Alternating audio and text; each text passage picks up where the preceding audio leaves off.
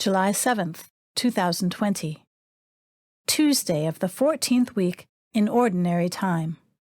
A reading from the book of the prophet Hosea. Thus says the Lord, They made kings in Israel, but not by my authority. They established princes, but without my approval. With their silver and gold they made idols for themselves, to their own destruction.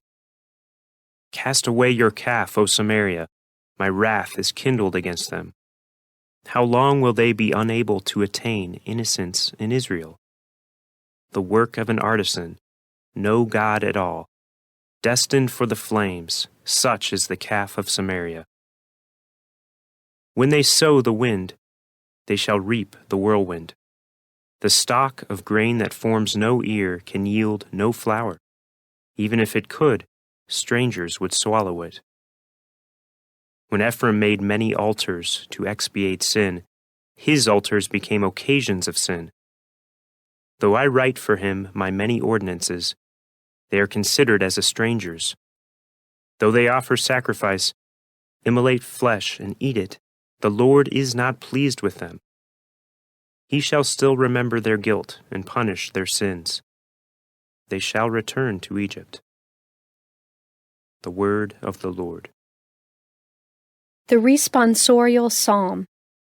The response is, The house of Israel trusts in the Lord. Our God is in heaven.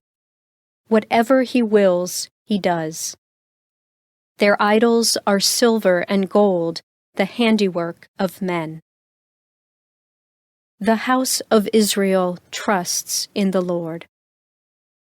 They have mouths, but speak not.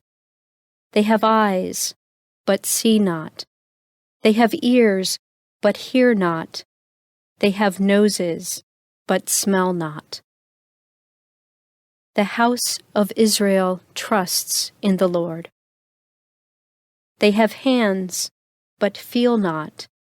They have feet, but walk not. Their makers shall be like them, everyone that trusts in them. The house of Israel trusts in the Lord.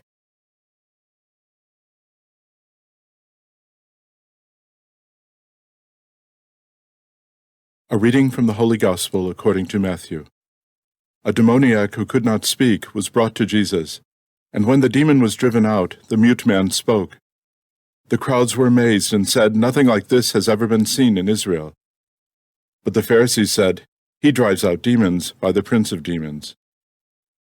Jesus went around to all the towns and villages, teaching in their synagogues, proclaiming the gospel of the kingdom, and curing every disease and illness. At the sight of the crowds, His heart was moved with pity for them, because they were troubled and abandoned, like sheep without a shepherd. Then He said to His disciples, The harvest is abundant, but the laborers are few. So ask the master of the harvest to send out laborers for his harvest. The Gospel of the Lord.